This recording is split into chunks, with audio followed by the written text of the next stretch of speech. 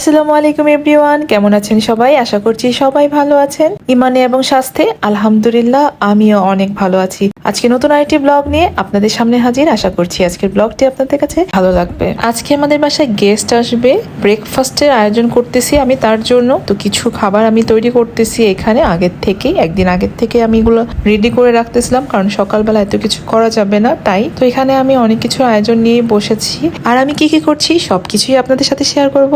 আর এইগুলো দেখতে হলে অবশ্যই আমার পুরো ভিডিওটি দেখতে হবে। তো আশা করছি আমার পুরো ভিডিওটি আপনারা দেখবেন, আর যে যেখান থেকে আমার ভিডিওটি দেখছেন আপনাদেরকে অসংখ্য ধন্যবাদ। তো গেস্ট হচ্ছে আমার আম্মুর কাজিন আসবে, আর আম্মুর সাথে দেখা করার জন্য আর বিয়ের দাওয়াত দেওয়ার জন্য। আর খালামুনিরা সবাই হচ্ছে জাপান প্রবাসী, তো আম্মুর সাথে অনেক দিন পরে দেখা হচ্ছে। তো এটা নিয়ে আম্মু অনেক এক্সাইটেড, তার বোনদের সাথে অনেক দিন পরে দেখা হবে।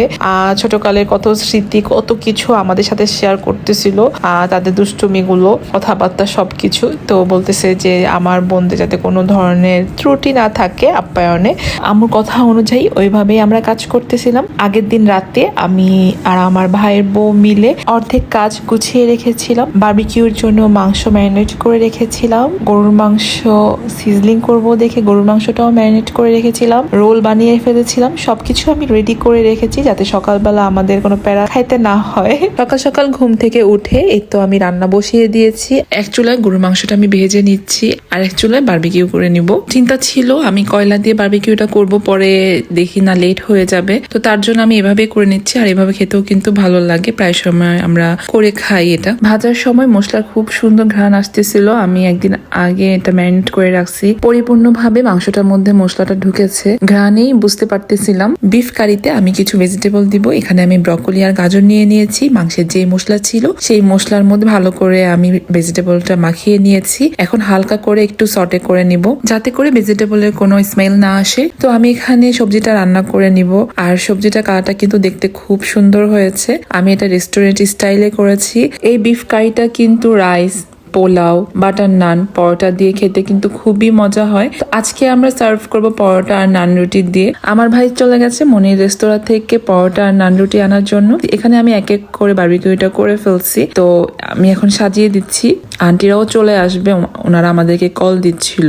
এখানে আমরা নুডলসটাও গরম করে নিচ্ছি, আর এর তো রোলগুলোও ভেজে নিচ্ছিলাম। গরম গরম রোল সার্ভ করবো, আর রোল খেতে কিন্তু ভালোই লাগে। তো ওনারা সকালে আসছে দেখে নাকি আমার অনেক কিছু করার ইচ্ছে ছিল ওনাদের জন্য, করতে পারিনি। আমার মেয়েটা একটু শরীর অসুস্থ ছিল, ওর একটু ডেঙ্গু হয়েছে, হসপিটালে ভর্তি ছিল, তার জন্য আমি ওনাদের জন্য কিছুই তেমন করতে পারিনি। আমারও অনেক শখ ছিল তাদেরকে অনেক কিছু করে খাওয়ানোর। এই তো কথা বলতে বলতে আমার আন্টিরা আঙ্কেলরা সবাই চলে আসছে, আর আম্মু তো দেখে অনেক খুশি হয়েছে আম্মুর বোনদের সাথে। তো এখন ছবি তুলতেছে।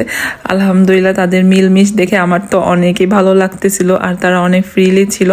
অনেকদিন পরে দেখা হয়েছে। তো তারা বাহিরে থাকে, তো তাদের সাথে তেমনটা দেখাও হতো না। আমরা তখন একদম ছোট ছোট ছিলাম। বিয়ে শাদীর প্রোগ্রামে হয়তো বা দেখা হতো, বাট ছোট ছিলাম, এত কিছু বুঝতাম না। তো আন্টিটা অনেক মিশুক ছিল। তো যাই হোক, আন্টিটা কিন্তু আমার অনেক বড় ফ্যান।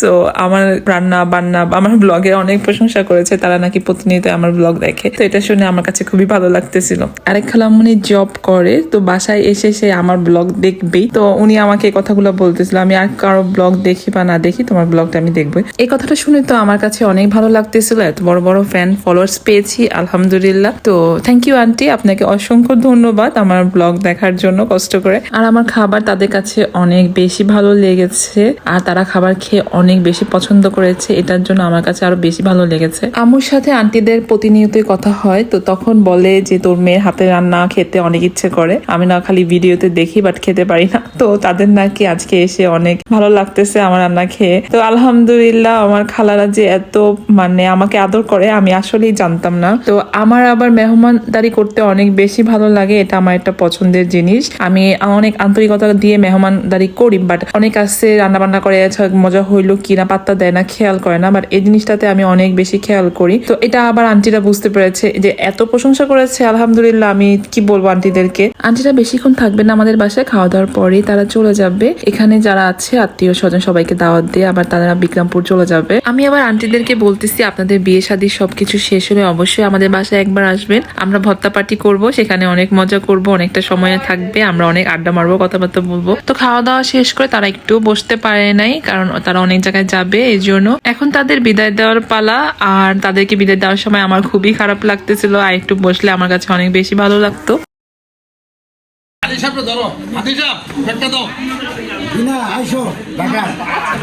বিদেশে থাকি বই